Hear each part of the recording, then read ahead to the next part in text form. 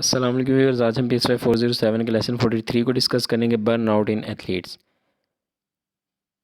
Burn out ऐसी condition जिसमें athlete खेल में फटीग महसूस करता है, इसकी परफॉर्मेंस कम होना शुरू हो जाती है।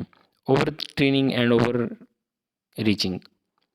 एक एथलीट को इसकी लिमिट से ज़्यादा ट्रेनिंग करवाई जाए या इसकी शेड्यूल से हटकर ट्रेनिंग करवाना या नॉर्मल ट्रेनिंग से हटकर इसको ओवर ट्रेनिंग या ओवर कोचिंग ये कहलाता है। ठीक है, इसी वजह से वो बर्नआउट का शिकार हो सकता है। यहाँ पर ओवर ट्रेनिंग और कोचिंग में फ़र्क है। एक लंबे अरसे तक अगर ओवर कोचिंग की जाए तो वो ओवर ट्रेनिंग में बदल जाती है। यहाँ पर टर्म जो है वो स्टेलनेस का इस्तेमाल भी है, जिसके हाईलाइट किया हुआ है, staleness is initial failure of body to adopt to the training. यानी मज़ीद इसमें बेहतरी आना बंद हो जाती है बंदे में, जितनी मर्जी उसको ट्रेनिंग कराई जाए। फिर मॉडल्स ऑफ बर्नआउट। पहला है stress model of burnout. Combination of staleness, over training and burnout are refer to the training stress syndrome. अगर स्ट्रेस एक लिमिट से बढ़ जाए तो बर्नआउट का पैदा करती है। Investment model of burnout. अगर एक बंदा स्पोर्ट्स में फ़न और जॉय हासिल करने के बजाय स्ट्रेस फील कर रहा है तो बर्नआउट की कंडीशन पैदा हो जाती है। यहाँ पर भी empowerment of model of burnout. हर शख्स अपनी लाइफ और इर्द गिर्द की चीज़ों पर कंट्रोल हासिल करने के लिए वर्जिश करता है, लेकिन अगर महसूस करता है कि वो अपना कंट्रोल खो रहा है क्योंकि एक्सरसाइज बहुत ज़्यादा बाइंडिंग और ज़्यादा इनको टाइम देना पड़ता है, तो बर्नआउट की कंडीशन पैदा हो जाती है। Symptoms of burnout and interventions.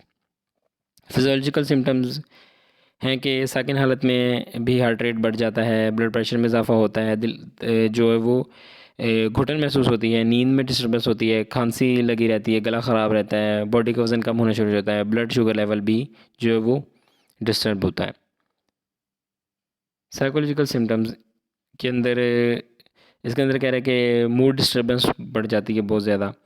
उसके अलावा कह रहा है कि फ़िज़िकल, मेंटल और इमोशनल एग्जॉशन का शिकार होता है बंदा। सेल्फ इस्टीम जो है उसकी डिक्रीज़ हो जाती है। उसके अलावा बगैर किसी फ़िज़िकल रीज़न की वजह से वो जो है वो स्ट्रेस महसूस करना शुरू हो जाता है।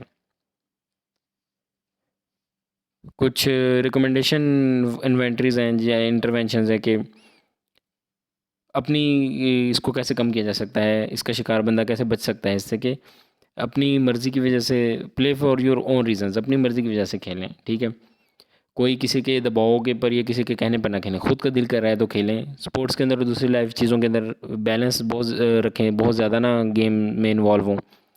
और अगर ये फ़न है तो खेलें, अदरवाइज़ इसको खेलने की ज़रूरत नहीं है। जो भी है प्रैक्टिस करें, एज अ फ़न करें उसको। कोचेज़ के लिए ये कि पर्सनल इन्वॉल्वमेंट अपनी दें बीच में। अगर आप प्लेयर्स को सिखा रहे हैं तो ख़ुद भी उनके साथ गेम में हिस्सा लें।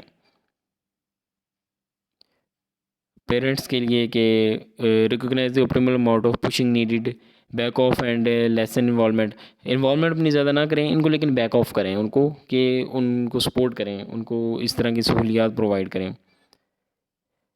उनको ये ना बताएं कि आपने जीतना है, ज़रूरी जीतना है। उनको बताएं हार जीत ज़िंदगी का हिस्सा है, गेम इंपॉर्टेंट चीज़ है।